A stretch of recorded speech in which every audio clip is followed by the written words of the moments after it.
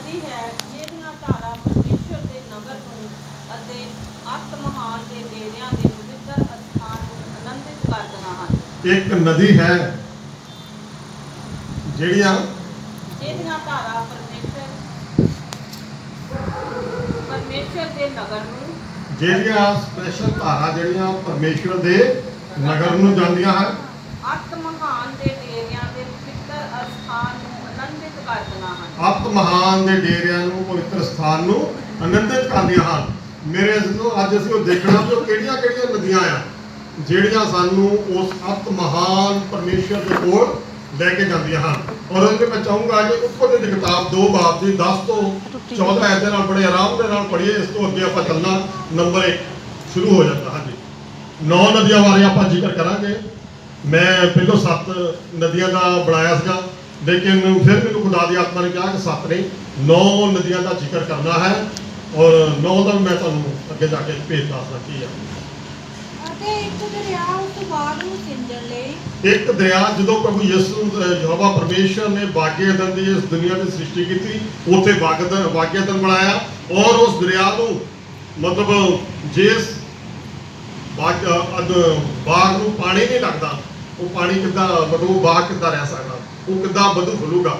ਔਰ ਇੱਕ ਦਰਿਆ ਉਹਨੇ ਸਪੈਸ਼ਲ ਬਣਾਇਆ ਜਿਹੜੇ ਉਸ ਬਾਗੇ ਏਦਨ ਨੂੰ ਸਿੰਜਣ ਦੇ ਲਈ, ਉਹਦੀ ਸਿੰਚਾਈ ਕਰਨ ਦੇ ਲਈ ਤਿਆਰ ਕੀਤਾ ਗਿਆ ਸੀ। ਹਾਂਜੀ ਬੋਲੋ। ਅਦਨ ਤੋਂ ਨਿਕਲਿਆ, ਉਹ ਬਾਗੇ ਏਦਨ ਤੋਂ ਨਿਕਲਿਆ ਅਤੇ ਉੱਥੋਂ ਵੰਡਿਆ ਗਿਆ। ਉੱਥੋਂ ਵੰਡਿਆ ਗਿਆ। ਉਹੀ ਬਾਗੇ ਏਦਨ ਤੋਂ 4 ਨਦੀਆਂ ਅੱਗੇ ਨਿਕਲਦੀਆਂ। ਹਾਂਜੀ ਬੋਲੋ। ਔਰ 4 ਹਿੱਸੇ ਹੋ ਗਿਆ। ਉਹ 4 ਹਿੱਸੇ ਹੋ ਗਿਆ।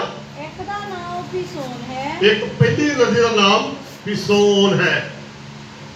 ਨੰਬਰ 1 ਨੋਟ ਕਰੋ, ਪਿਸੋਨ ਨਦੀ। ਹਾਂਜੀ, ਜਿਹੜਾ ਸਾਰੇ ਹਵੀਲਾ ਦੇਸ਼ ਨੂੰ ਘੇਰਦਾ ਹੈ। ਜਿਹੜਾ ਸਾਰੇ ਹਵੀਲਾ ਦੇਸ਼ ਨੂੰ ਘੇਰਦਾ ਹੈ। ਜਿੱਥੇ ਸੋਨਾ ਹੈ, ਜਿੱਥੇ ਸੋਨਾ ਹੈ, ਸੋਨੇ ਦੀਆਂ ਖਾਨਾਂ ਪ੍ਰਭੂ ਯਿਸੂ ਮਸੀਹ ਨੇ ਉਸ ਨਦੀ ਦੇ ਆਲੇ ਦੁਆਲੇ ਬਣਾਈਆਂ। ਹਾਂਜੀ, ਔਰ ਉਸ ਦੇਸ਼ ਦਾ ਸੋਨਾ ਚੰਗਾ ਹੈ। ਉਸ ਦੇਸ਼ ਦਾ ਸੋਨਾ ਸਭ ਤੋਂ ਉੱਤਮ ਕੁਆਲਿਟੀ ਦਾ ਹੈ। ਹਾਂਜੀ, ਔਰ ਉੱਥੇ ਮੋਤੀ ਤੇ ਸੁਲੇਮਾਨੀ ਪੱਥਰ ਵੀ ਹਨ। ਉੱਥੇ ਬਹੁਤ ਮਹਿੰਗੇ ਸੁਲੇਮਾਨੀ ਪੱਥਰ ਜਿੰਨੇ ਆ ਨੀਲਮ ਵਗੈਰਾ ਨਾ, ਸਾਰੇ ਉੱਥੇ ਜਿਹੜੇ ਨਾਗ ਵਗੈਰਾ ਪਾਉਂਦੇ ਸਾਰੇ ਪੱਥਰ ਉੱਥੋਂ ਨਿਕਲਦੇ ਹਨ। ਜੀ, ਦੂਜੀ ਨਦੀ ਦਾ ਨਾਮ ਗਿਹੋਨ ਹੈ। ਦੂਸਰੀ ਨਦੀ ਦਾ ਨਾਮ ਗਿਹੋਨ ਹੈ। ਨੰਬਰ 2 ਨਦੀ ਗਿਹੋਨ। ਹਾਂਜੀ, ਜਿਹੜੀ ਸਾਰੇ ਕੂਸ਼ ਦੇਸ਼ ਨੂੰ ਘੇਰਦੀ ਹੈ। ਜਿਹੜੀ ਸਾਰੇ ਕੂਸ਼ ਦੇਸ਼ ਦਾ ਮੇਰੇ ਜ਼ਿਕਰ ਬਹੁਤ ਜ਼ਿਆਦਾ ਜ਼ਿਕਰ ਆ।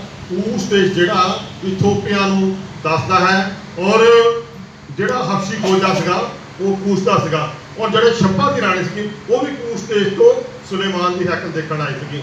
ਔਰ ਜਿਹੜਾ ਮੂਸਾ ਨਬੀ ਸੀਗਾ ਉਹਨੇ ਸ਼ਾਦੀ ਜਿਹੜੀ ਆ ਉਹ ਕੁਸ਼ੀ ਔਰਤ ਦੇ ਨਾਲ ਕੀਤੀ ਸੀਗੀ। ਉਹ ਕੁਸ਼ੀ ਔਰਤ ਦਾ ਮਤਲਬ ਕਿ ਉਹ ਲੇਡੀ ਜਿਹੜੀ ਸੀਗੀ ਉਹ ਇਥੋਪੀਆ ਦੀ ਸੀਗੀ। ਬਹੁਤ ਸਾਰਾ ਜ਼ਿਕਰ ਆਉਂਦਾ ਹੈ ਰਸੂਲਾਂ ਦੇ ਕਰਤੱਵ ਜਦੋਂ ਆਪਾਂ ਉਹਦੇ ਵਿੱਚ ਪੜ੍ਹਦੇ ਕਿ ਹਬਸ਼ੀ ਖੋਜੇ ਨੇ ਜਿਹੜਾ ਬਪਤਿਸਮਾ ਲਿਆ। ਔਰ ਹਬਸ਼ੀ ਖੋਜਾ ਇਥੋਪੀਆ ਤੋਂ ਜਰੂਸ਼ਲਮ ਨੂੰ ਬੰਦਗੀ ਪੜਨ ਦੇ ਲਈ ਆਉਂਦਾ ਸੀਗਾ। ਔਰ ਉਹਨੇ ਰਸਤੇ 'ਚ ਜਾਂਦੇ ਉਹਨੂੰ ਪਵਿੱਤਰ ਆਤਮਾ ਨੇ ਕਿਹਾ ਕਿ ਬੜੀ ਲਗਨ ਦੇ ਨਾਲ ਉਹ ਵਚਨ ਆਪਣੇ ਮਨ ਦੇ ਵਿੱਚ ਮੰਨਣ ਕਰ ਰਿਹਾ ਸੀਗਾ ਉਸ ਵਚਨ ਦਾ। ਔਰ ਖੁਦਾ ਨੇ ਫਿਲਿਪਸ ਦਾ ਇੰਤਜ਼ਾਮ ਕੀਤਾ। ਔਰ ਉਹਨੇ ਕਿਹਾ ਵੀ ਉਹ ਕਿਹੜੀ ਚੀਜ਼ ਆ, ਆਪ ਖੁਦਾ ਦਾ ਵਚਨ ਆ, ਪਾਣੀ ਆ, ਪਵਿੱਤਰ ਆਤਮਾ, ਕਿਹੜੀ ਚੀਜ਼ ਆ ਜਿਹੜੀ ਮੈਨੂੰ ਬਪਤਿਸਮਾ ਲੈਣ ਤੋਂ ਰੋਕ ਸਕਦੀ ਹੈ। ਮੇਰੇ ਅਜ਼ੀਜ਼ੋ, ਇਹ ਉਹ ਗਿਹੋਨ ਨਦੀ ਵਾਲਾ ਜ਼ਿਕਰ ਆ ਜਿਹਦਾ ਜਿਹੜੀ ਇਥੋਪੀਆ ਤੱਕ ਜਾਂਦੀ ਹੈ, ਸੁਡਾਨ ਤੱਕ, ਅਫਰੀਕਨ ਕੰਟਰੀ ਨੂੰ ਜਾਂਦੀ ਹੈ। ਹਾਂਜੀ, ਅੱਗੇ ਨੰਬਰ 3। ਤੀਜੀ ਨਦੀ ਦਾ ਨਾਮ ਹਿਦਕਲ ਹੈ। ਤੀਸਰੀ ਨਦੀ ਦਾ ਨਾਮ ਹਿਦਕਲ ਹੈ, ਜਿਹੜੀ ਅਸ਼ੂਰ ਦੇ ਚੜ੍ਹਦੇ ਪਾਸੇ ਜਾਂਦੀ ਹੈ। ਜਿਹੜੀ ਅਸ਼ੂਰ ਦੇ ਚੜ੍ਹਦੇ ਪਾਸੇ, ਅਸ਼ੂਰੀਆ ਮਤਲਬ ਸੀਰੀਆ ਵੱਲ ਨੂੰ ਜਾਂਦੀ ਹੈ। ਅਤੇ ਚੌਥੀ ਫਰਾਤ ਹੈ। ਚੌਥੀ ਫਰਾਤ ਹੈ। ਫਰਾਤ ਨਦੀ ਦਾ ਮੇਰੇ ਤੋਂ ਬਹੁਤ ਵੱਡਾ ਇੱਕ ਜ਼ਿਕਰ ਹੈ। ਪਹਿਲਾਂ ਮੈਂ ਤੁਹਾਨੂੰ ਹਿਦਕਲ ਨਦੀ ਦਾ ਦੱਸ ਦਵਾਂ। ਇਹ ਹਿਦਕਲ ਦਰਿਆ ਹੋਇਆ ਜਿਹੜਾ ਡੈਨੀਅਲ ਨਬੀ ਨੇ ਜਦੋਂ 21 ਦਿਨ ਰੋਜ਼ਾ ਰੱਖੇ ਤਾਂ ਡੈਨੀਅਲ ਨਬੀ ਦੇ ਡੈਨੀਅਲ 10 ਬਾਬ ਦੀ 4 ਐਤ ਦੇ ਵਿੱਚ ਇਹਦਾ ਜ਼ਿਕਰ ਆਉਂਦਾ ਕਿ ਉਹ ਦਜ਼ਲਾ ਦਰਿਆ ਦੇ ਵਿੱਚ ਕੰਢੇ ਉਹਨੇ ਉਹ ਰੋਜ਼ੇ ਆਪਣਾ ਫਾਸਟਿੰਗ ਕੀਤੀ ਸੀਗੀ 21 ਦਿਨ ਦੇ ਲਈ। ਔਰ 4 ਨੰਬਰ ਜਿਹੜਾ ਫਰਾਤ ਨਦੀ ਆ, ਜੂਫੇ ਰੋਡ ਵੀ ਇਹਨੂੰ ਕਹਿੰਦੇ ਆ, ਇਹ ਟਰਕੀ ਤੋਂ ਲੈ ਕੇ ਇਰਾਕ ਤੱਕ ਜਾਂਦੀ ਹੈ। ਔਰ ਜੂਫੇ ਰੋਡ ਦਾ ਜਿਹੜਾ ਆ ਬਹੁਤ ਵੱਡਾ ਸੰਬੰਧ ਆ ਪ੍ਰਕਾਸ਼ਿਤ ਵਾਕਿਆ ਦੇ ਵਿੱਚ ਜਾ ਕੇ ਜਦੋਂ ਹਰਮਗਦੋਨ ਦੀ ਲੜਾਈ ਹੋਣੀ ਆ ਔਰ ਇਹ ਫਰਾਤ ਦਰਿਆ ਨੇ ਸੁੱਕ ਜਾਣਾ ਹੈ। ਔਰ ਇੱਥੋਂ ਦੀ ਪੂਰਬੀ ਦੇਸ਼ਾਂ ਨੇ ਰਸਤਾ ਬਣਾ ਕੇ ਇਜ਼ਰਾਈਲ ਦੇ ਉੱਤੇ ਅਟੈਕ ਕਰਨ ਦੇ ਲਈ ਆਉਣਾ ਹੈ। ਔਰ ਮੇਰੇ ਸੋ ਇਹ 4 ਨਦੀਆਂ ਹੋ ਗਈਆਂ। 5 ਨੰਬਰ ਨਦੀ ਮੈਂ ਤੁਹਾਨੂੰ ਦੱਸਦਾ ਕਿ ਇਹ ਅੱਗ ਦੀ ਨਦੀ ਆ। ਡੈਨੀਅਲ 7 ਬਾਬ ਦੀ 10 ਹੈ। ਇੱਕੋ ਵਰਸ ਪੜ੍ਹ ਦਿਓ।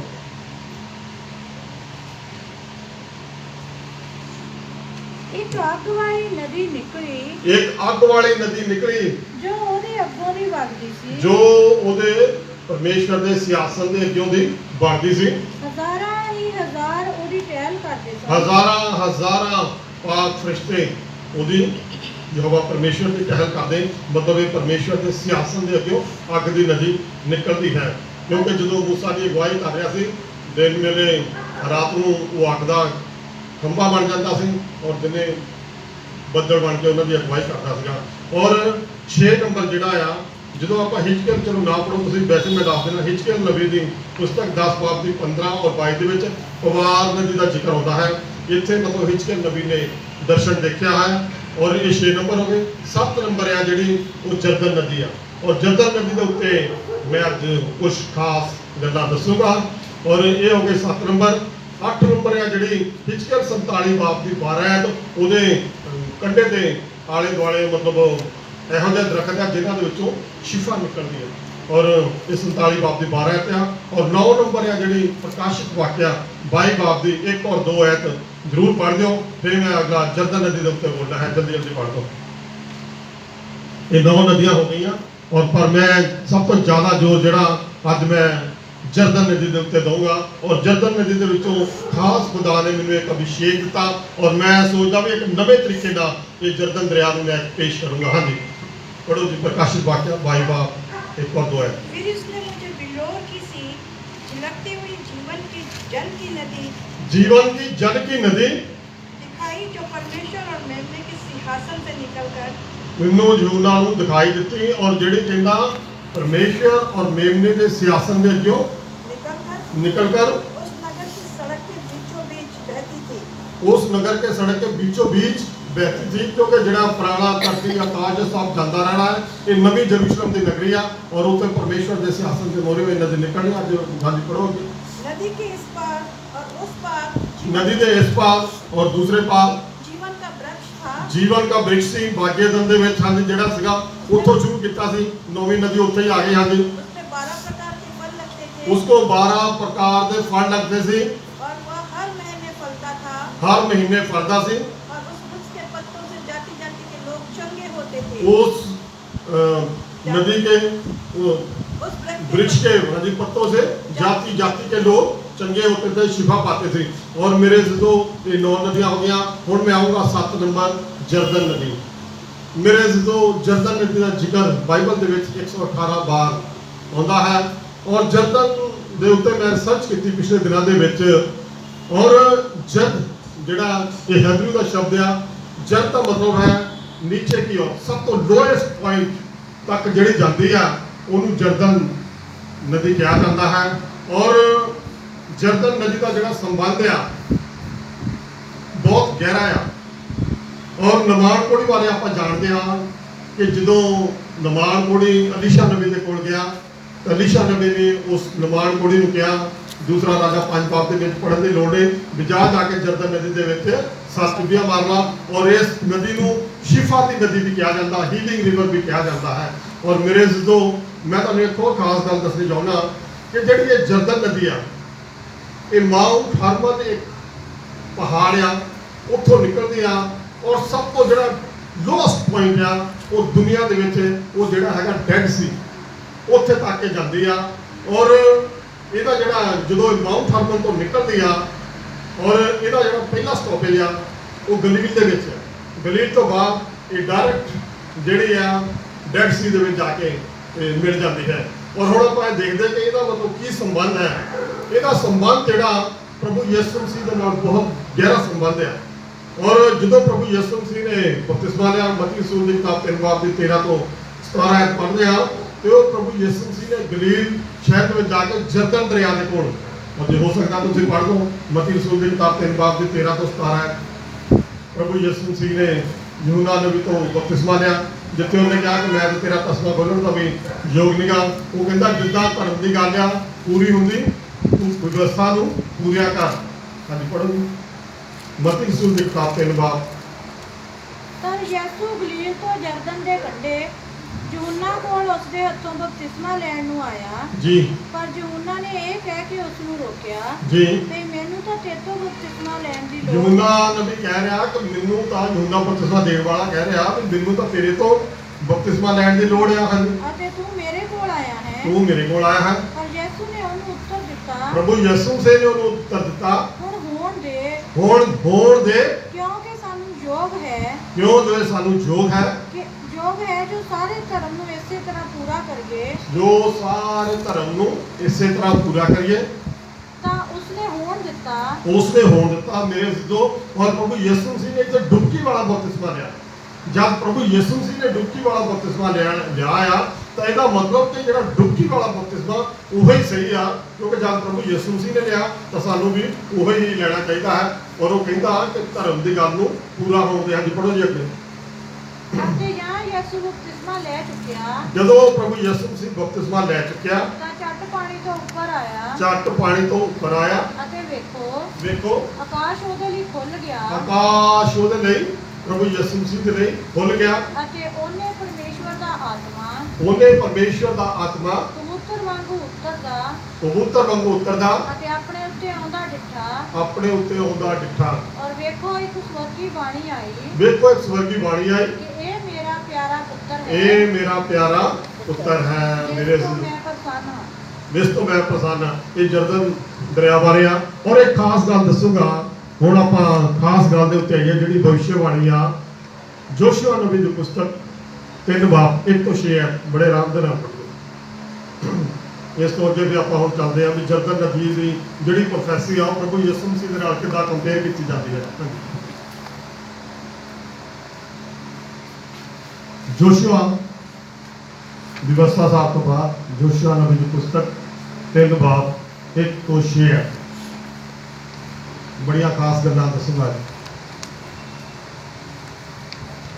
ਯੋਸ਼ੂਆ ਤੜਕੇ ਉੱਠਿਆ ਜੋਸ਼ੂਆ ਨਬੀ ਤੜਕੇ ਉੱਠਿਆ ਤਾਂ ਉਹ ਅਤੇ ਸਾਰੇ ਇਸਰਾਏਲੀ ਉਹ ਅਤੇ ਸਾਰੇ ਇਸਰਾਏਲੀ ਸ਼ਿਤੀਮ ਤੋਂ ਕੂਚ ਕਰਕੇ ਸ਼ਿਟੀਮ ਤੋਂ ਕੂਚ ਕਰਕੇ, ਮਤਲਬ ਇੱਕ ਸ਼ਹਿਰ ਤੋਂ ਸ਼ਿਟੀਮ ਤੋਂ ਚੱਲ ਕੇ ਅਗਲੇ ਸ਼ਹਿਰ ਦੇ ਵਿੱਚ ਗਏ। ਹਾਂਜੀ, ਜਰਦਨ ਕੋਲ ਆਏ ਜਰਦਨ ਦਰਿਆ ਦੇ ਕੋਲ ਆਏ। ਅਤੇ ਉਹ ਪਾਰ ਲੰਘਣ ਤੋਂ ਪਹਿਲਾਂ ਉਹ ਪਾਰ ਲੱਗਣ ਤੋਂ ਪਹਿਲਾਂ ਉੱਥੇ ਟਿਕ ਗਏ। ਉਹ ਉੱਥੇ ਟਿਕ ਗਿਆ।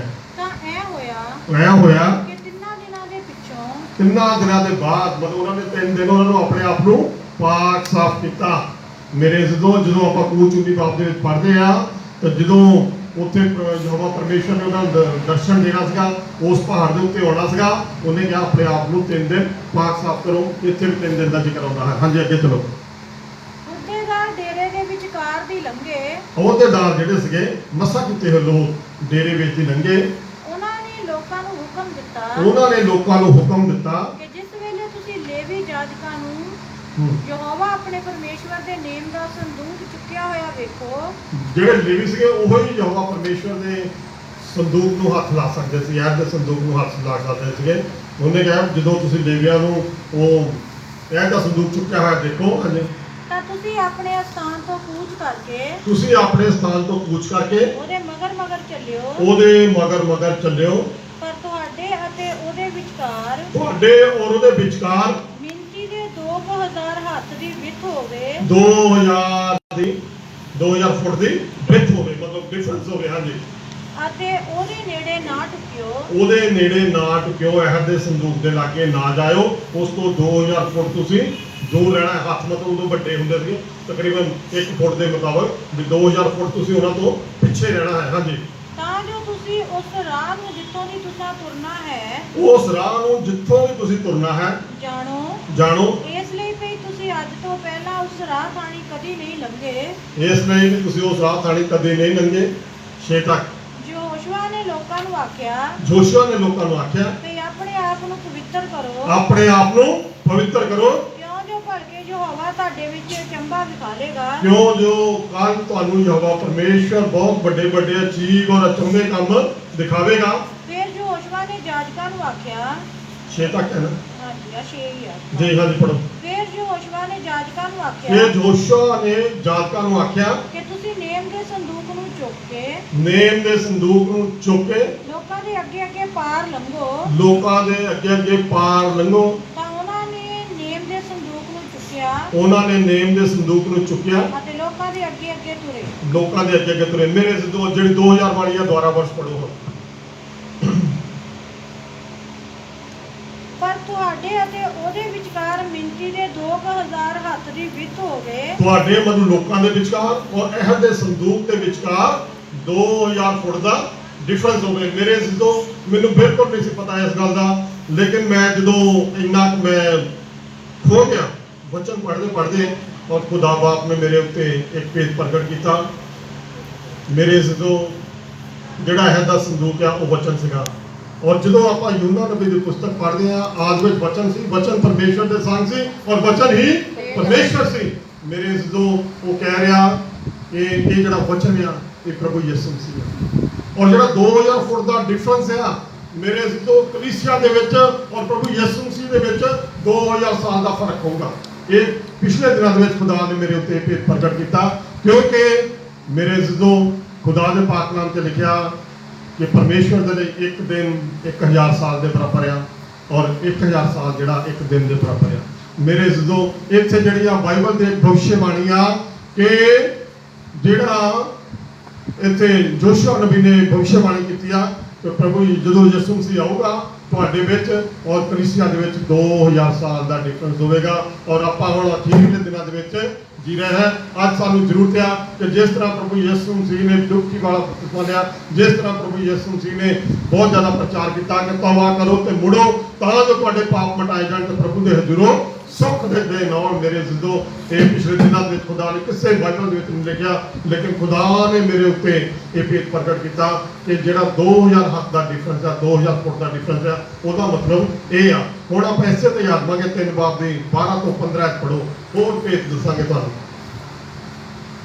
3 बाब की 12 तो 15 ਹੁਣ ਤੁਸੀਂ 12 ਜਣੇ ਇਸਰਾਇਲ ਦੇ ਗੋਤਾਂ ਵਿੱਚੋਂ ਹੁਣ ਤੁਸੀਂ 12 ਜਣੇ ਇਸਰਾਇਲ ਦੇ ਗੋਤਾਂ ਦੇ ਵਿੱਚੋਂ ਇੱਕ ਇੱਕ ਗੋਤ ਪਿੱਛੇ ਇੱਕ ਇੱਕ ਮਨੁੱਖ ਆਪਣੇ ਲਈ ਲਵੋ। ਇੱਕ ਇੱਕ ਗੋਤ ਦੇ ਵਿੱਚੋਂ ਇੱਕ ਇੱਕ ਮਨੁੱਖ ਆਪਣੇ ਲਈ ਲਵੋ। ਅਤੇ ਇਹ ਹੋਵੇਗਾ ਕਿ ਜਿਸ ਵੇਲੇ ਜਾਜਕਾਂ ਦੇ ਪੈਰਾਂ ਦੀਆਂ ਤਲੀਆਂ ਜਿਸ ਵੇਲੇ ਜਾਜਕਾਂ ਦੇ ਪੈਰਾਂ ਦੀਆਂ ਤਲੀਆਂ ਜਿਹੜੇ ਯਹੋਵਾ ਸਾਰੀ ਧਰਤੀ ਉੱਤੇ ਪ੍ਰਭੂ ਦਾ ਸੰਦੂਕ ਚੁੱਕਦੇ ਹਨ। ਜਿੱਦਾਂ ਤੁਹਾਨੂੰ ਪ੍ਰਭੂ ਦਾ ਸੰਦੂਕ ਚੱਕਦੇ ਹਨ ਉਹ ਦਰਿਆ ਦੇ ਵਿੱਚ ਪੈਣਗੀਆਂ, ਤੁਹਾਡੀਆਂ ਤਲੀਆਂ ਤੁਹਾਡੇ ਪੈਰ ਦਰਿਆ ਦੇ ਵਿੱਚ ਟੱਚ ਕਰਨਗੇ। ਜਦ ਚੁੱਕਦੇ ਤਲੀਆਂ ਜਿਹੜੇ ਯਹੋਵਾ ਸਾਰੀ ਧਰਤੀ ਦੇ ਪ੍ਰਭੂ ਦਾ ਵਚਨ ਚੁੱਕਦੇ ਹਨ। ਜਿਹੜਾ ਧਰਤੀ ਦੇ ਸਾਥ ਪ੍ਰਭੂ ਯਿਸੂ ਮਸੀਹ ਦਾ ਯਹੋਵਾ ਦਾ ਵਚਨ ਚੁੱਕਦੇ ਹਨ। ਜਰਦਨ ਦੇ ਪਾਣੀਆਂ ਵਿੱਚ ਧਰੀਆਂ ਜਾਣ। ਜਰਦਨ ਦੇ ਪਾਣੀਆਂ ਦੇ ਵਿੱਚ ਧਰੀਆਂ ਜਾਣਗੀਆਂ, ਮਤਲਬ ਤੁਹਾਡੇ ਪੈਰ ਜਦੋਂ ਜਰਦਨ ਦਰਿਆ ਦੇ ਵਿੱਚ ਲੱਗਣਗੇ। ਹਾਂਜੀ ਪੜ੍ਹੋ। ਤਾਂ ਜਰਦਨ ਦੇ ਪਾਣੀ ਉਹਨਾਂ ਪਾਣੀਆਂ ਤੋਂ ਜਿਹੜੇ ਉੱਤੋਂ ਵਗਦੇ ਹਨ। ਜਰਦਨ ਦੇ ਪਾਣੀ ਜਿਹੜੇ ਉੱਪਰੋਂ ਆਉਂਦਾ ਹੈ ਉਹਨਾਂ ਪਾਣੀਆਂ ਤੋਂ ਵੱਖਰੇ ਵੱਖਰੇ ਹੋ ਜਾਣਗੇ। ਵੱਖਰੇ ਵੱਖਰੇ ਹੋ ਜਾਣਗੇ। ਮੇਰੇ ਜਿੱਦਾਂ ਸਮੁੰਦਰ ਦੇ ਵਿੱਚ ਜਦੋਂ ਮੂਸਾ ਨਬੀ ਇਸਰਾਇਲ ਕੌਮ ਨੂੰ ਲੈ ਕੇ ਲੰਘਿਆ ਸੀਗਾ ਉਹ ਦਰਿਆ ਦੇ ਵਿੱਚੋਂ ਔਰ ਰੈਡ ਸੀ ਦੇ ਵਿੱਚੋਂ ਔਰ ਉਹ 2 ਹਿੱਸੇ ਹੋ ਗਿਆ ਸੀਗਾ। ਇਸੇ ਤਰ੍ਹਾਂ ਇੱਥੇ ਵੀ ਜਿਹੜਾ ਜਰਦਨ ਦਰਿਆ ਆ 2 ਹਿੱਸੇ ਹੋ ਗਿਆ।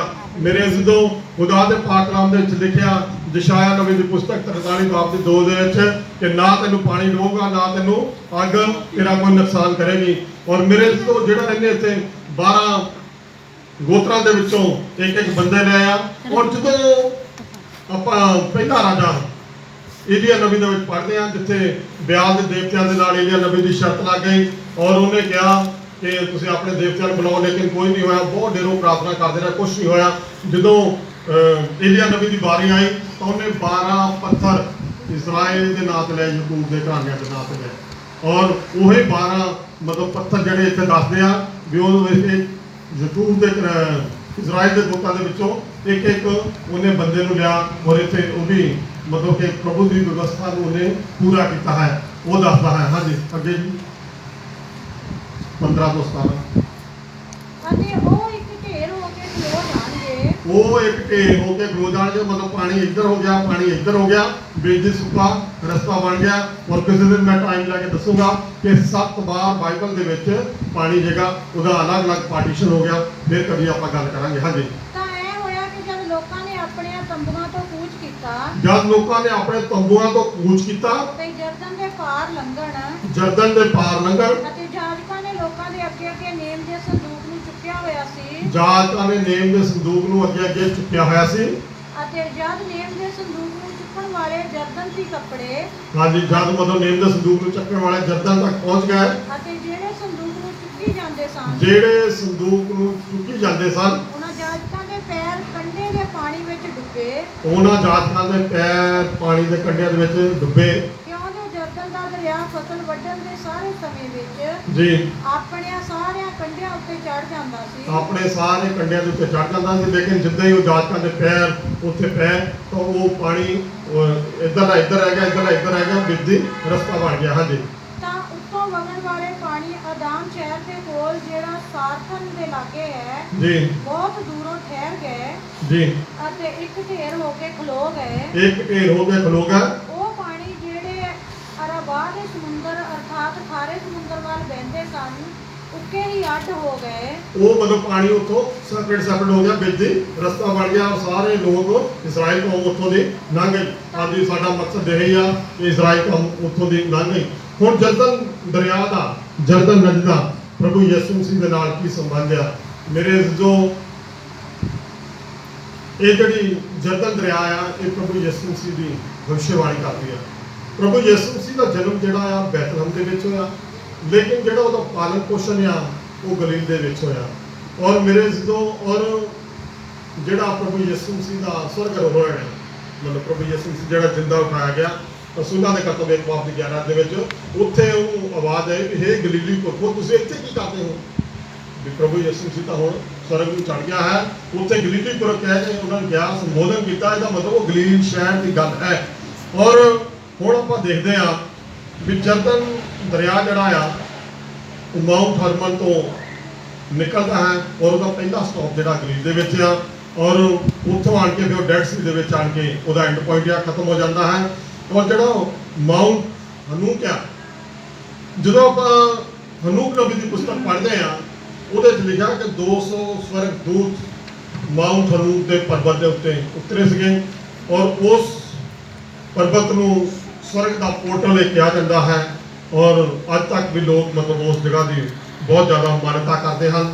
ਔਰ ਇਸ ਤਰ੍ਹਾਂ ਮਤਲਬ ਜਿਹੜਾ ਜਰਦਨ ਦਰਿਆ ਦੀ ਕੰਪੇਅਰਿੰਗ ਆ ਪ੍ਰਭੂ ਯਿਸੂ ਮਸੀਹ ਦੇ ਨਾਲ ਕੀਤੀ ਜਾਂਦੀ ਹੈ। ਔਰ ਗਲੀਲ ਦੇ ਵਿੱਚ ਪ੍ਰਭੂ ਯਿਸੂ ਮਸੀਹ ਦਾ ਕ੍ਰੂਸੀਫਿਕੇਸ਼ਨ ਹੋਇਆ, ਗਲੀਲ ਤੋਂ ਹੀ ਉਹਦਾ ਸਵਰਗ ਆਰੋਹਣ ਹੋਇਆ। ਔਰ ਉਸ ਤੋਂ ਬਾਅਦ ਪ੍ਰਭੂ ਯਿਸੂ ਮਸੀਹ ਜੋ 3 ਦਿਨ ਔਰ 3 ਰਾਤਾਂ ਥੱਲੇ ਪਤਾਲ ਦੇ ਵਿੱਚ ਪ੍ਰਚਾਰ ਕਰਨ ਗਿਆ, ਤਾਂ ਉਹ ਵੀ ਧਰਤੀ ਦਾ ਸਭ ਤੋਂ ਕਹਿ ਸਕਦੇ ਹੋ ਡੀਪੈਸਟ ਪੁਆਇੰਟ, ਡੂੰਘਾ ਸਥਾਨ ਸੀਗਾ, ਜਿੱਥੋਂ ਪ੍ਰਭੂ ਯਿਸੂ ਮਸੀਹ ਸ਼ੈਤਾਨ ਦੇ ਕੋਲੋਂ, ਪਤਾਲ ਦੇ ਵਿੱਚੋਂ, ਮੌਤ ਸ਼ੈਤਾਨ ਦੀਆਂ ਚਾਬੀਆਂ ਖੋਹ ਕੇ ਲਿਆਇਆ ਔਰ ਮੌਤ ਸ਼ੈਤਾਨ ਦੇ ਉੱਤੇ ਫਤਿਹ ਪਾ ਕੇ ਆਪਣੇ ਬਹੁਤ ਸਾਰੇ ਕੁਛ ਇੱਕ ਉਹ ਧਰਮੀ ਬੰਦੇ ਉਹਦੇ ਕਬਜ਼ੇ ਵਿੱਚ ਸੀਗੇ, ਉਹਨਾਂ ਨੂੰ ਛੁਡਾ ਕੇ ਲਿਆਇਆ। 3 ਦਿਨ 3 ਰਾਤਾਂ ਉਹਨੇ ਉੱਥੇ ਪ੍ਰਚਾਰ ਕੀਤਾ ਹੈ।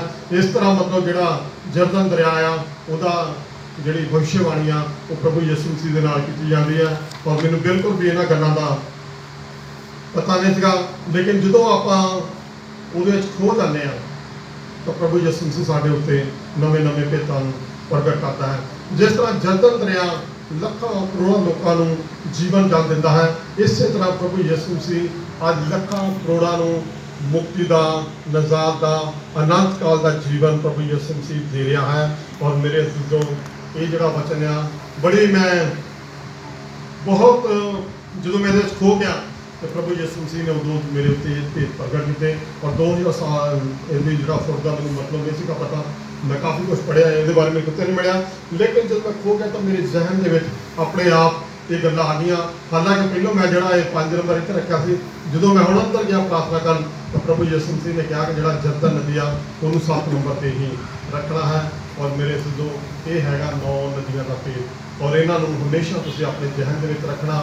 ਪਹਿਲੀ ਜਿਹੜੀ ਆ ਪਿਸੋਨ ਆ, ਦੂਸਰੀ ਗਿਮੋਨ ਆ, ਤੀਸਰੀ ਹਿਜਕਲ ਆ, ਚੌਥੀ ਫਰਾਤ ਆ, 5 ਨੰਬਰ ਅੱਗ ਦੀ ਨਦੀ ਆ, ਡੈਨੀਅਲ 7 ਦਾ, 6 ਨੰਬਰ ਜਿਹੜੀ ਆ ਵਿਵਾਰ ਨਦੀ ਆ, ਔਰ 7 ਨੰਬਰ ਜਰਦਨ ਨਦੀ ਆ, 8 ਨੰਬਰ ਹਿਜਕਲ 47 ਦੀ 12 ਆ, ਜਿਹਨੂੰ ਮਤਲਬ ਉਹਦੇ ਵੀ ਆਲੇ ਦੁਆਲੇ ਪੱਤੀਆਂ ਦੇ ਵਿੱਚੋਂ ਸ਼ਿਫਾ ਨਿਕਲਦੀ ਆ। ਔਰ 9 ਨੰਬਰ ਆ ਜਿਹੜਾ ਜੀਵਨ ਜਲ ਦਾ ਬ੍ਰਿਕਸ਼ ਆ, ਉਹ ਜਿਸ ਨਦੀ ਦੇ ਕੰਢੇ ਲੱਗਾ ਪਿਆ ਹੈ, ਉਹ ਜਿਹੜਾ ਆ ਉਹ ਪ੍ਰਕਾਸ਼ਿਤ ਵਾਕਿਆ ਨਵੇਂ ਜਰੂਸਲਮ ਦੇ ਵਿੱਚ ਆ। ਔਰ ਉੱਥੇ ਕਹਿੰਦਾ ਨਾ ਕੋਈ ਦੁੱਖ, ਨਾ ਕੋਈ ਸੰਕਟ, ਨਾ ਕੋਈ ਬਿਮਾਰੀ ਹੋਵੇਗੀ। ਔਰ ਮੈਂ ਚਾਹੁੰਦਾ ਕਿ ਅੱਜ ਤੁਸੀਂ ਵੀ ਇਸ ਵਚਨ ਦੇ ਨਦੀ ਦੇ ਵਿੱਚ ਖੋ ਜਾਓ। ਅੱਜ ਪ੍ਰਭੂ ਯਿਸੂ ਮਸੀਹ ਜਿਸ ਤਰ੍ਹਾਂ ਨਮਾਨ ਕੁੜੀ ਨੂੰ ਉਹਨੇ ਸ਼ੁੱਧ ਕੀਤਾ, ਅੱਜ ਪ੍ਰਭੂ ਯਿਸੂ ਮਸੀਹ ਤੁਹਾਨੂੰ ਹਰ ਇੱਕ ਬਿਮਾਰੀ ਤੋਂ ਸ਼ਿਫਾ ਦੇਣਾ ਚਾਹੁੰਦਾ ਹੈ। ਔਰ ਤੁਸੀਂ ਇਸ ਵਚਨ ਨੂੰ ਆਪਣੇ ਅੰਦਰ ਮੰਨਣ ਕਰੋ। ਇਹ ਹੈ ਪ੍ਰਭੂ ਜਿਸ ਤਰ੍ਹਾਂ ਤੁਸੀਂ ਜਰਦਨ ਦਰਿਆ ਦੇ ਵਿੱਚ ਉਸ ਨਮਾਨ ਕੁੜੀ ਨੂੰ ਸ਼ਿਫਾ ਦਿੱਤੀ ਸੀ, ਅੱਜ ਮੈਨੂੰ ਵੀ ਸ਼ਿਫਾ ਦਿਓ। ਬਹੁਤ ਸਾਰੇ ਲੋਕ ਉੱਥੇ ਜਾਂਦੇ, ਅੱਜ ਵੀ ਬਹੁਤ ਜਾਂਦੇ, ਔਰ ਬੜੀ ਜਦੋਂ ਕਹਿ ਲਓ ਕਿ ਇੱਜ਼ਤ ਦੇ ਨਾਲ ਉੱਥੇ ਜਾ ਕੇ ਮਹਿਮਾ ਪ੍ਰਭੂ ਯਿਸੂ ਮਸੀਹ ਦੇ ਕਰਦੇ ਆ। ਉੱਥੇ ਬਹੁਤ ਵੱਡੇ ਵੱਡੇ ਕੰਮ ਅੱਜ ਵੀ ਹੋ ਰਹੇ ਹਨ। ਇਜ਼ਰਾਈਲ ਦੇ ਵਿੱਚ ਬਹੁਤ ਸਾਰੀ ਦੁਨੀਆ ਦੇ ਟੂਰਿਸਟ ਉਹਨੂੰ ਦੇਖਣ ਜਾਂਦੇ ਆ। ਔਰ ਮੇਰੀ ਵੀ ਇੱਛਾ ਕਿ ਮੈਂ ਵੀ ਕਿਤੇ ਜਾ ਕੇ ਉਸ ਜਰਦਨ ਨਦੀਆਂ ਦੇ ਵਿੱਚ ਜ਼ਰੂਰ ਮੈਂ ਜਾ ਕੇ ਉਹਦਾ ਪਾਣੀ ਪੀਵਾਂਗਾ। ਔਰ ਖੁਦਾ ਨੇ ਮੌਕਾ ਦਿੱਤਾ ਤਾਂ ਮੇਰੀ ਜ਼ਰੂਰ ਇਹ ਇੱਛਾ ਆ ਕਿ ਜਰਦਨ ਦਰਿਆ ਜ਼ਰੂਰ ਦੇਖਣਾ, ਇਜ਼ਰਾਈਲ ਜ਼ਰੂਰ ਇੱਕ ਵਾਰੀ ਘੁੰਮਣਾ ਹੈ। ਇਹ ਮੇਰੀ ਜ਼ਰੂਰ ਇੱਛਾ ਹੈ। ਔਰ ਅੱਜ ਦੇ ਵਚਨ ਦੇ ਨੂੰ ਤੁਸੀਂ ਹਮੇਸ਼ਾ ਆਪਣੇ ਮਨ ਦੇ ਵਿੱਚ ਮਨਨ ਕਰਨਾ ਹੈ। ਔਰ ਪ੍ਰਭੂ ਯਿਸੂ ਮਸੀਹ ਇਹਨਾਂ ਵਚਨਾਂ ਦੇ ਨਾਲ ਤੁਹਾਨੂੰ ਬਹੁਤ ਸਾਰੀ ਆਸ਼ੀਸ਼ ਦੇ ਪ੍ਰਗਟ ਕਰੇ। ਸਾਰਿਆਂ ਨੂੰ ਜੈ ਮਸੀਹ।